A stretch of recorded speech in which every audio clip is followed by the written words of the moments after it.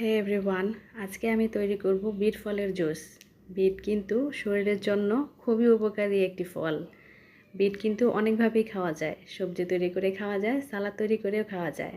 আমি এখানে তৈরি করব আজকে বিট ফলের জুস। তার জন্য আমি একটি মিডিয়াম সাইজের বিট নিয়ে ভালোভাবে ধুয়ে এখন কেটে নেব।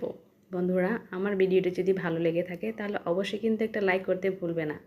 বিটের গুণাগুণ বলে কিন্তু শেষ করা যাবে না। এখন আমি কেটে নিব একটা লেবু। লেবু কিন্তু শরীরের জন্য খুবই উপকারী। যাদের রক্তশূন্যতা আছে তাদের জন্য বিট ফল খুবই উপকারী। দিয়ে দেব পরিমাণ মতো পানি, দিয়ে ভালোভাবে ব্লেন্ড করে নিব। এখন ব্লেন্ড করা হয়ে গেলে আমি ছেঁকে নিব। ছেঁকে বিটের বাকি অংশগুলো আমি ফেলে দিব। এখন আমি দিয়ে দেব এর মধ্যে 1 চা চামচ পরিমাণ মধু। মধু কিন্তু শরীরের জন্য খুবই উপকারী। ব্যাস, তৈরি হয়ে গেল আমার বিট ফলের জুস। ভিডিওটি যদি ভালো লেগে থাকে তাহলে অবশ্যই একটি ফলো দিয়ে আমার পাশে থাকবেন।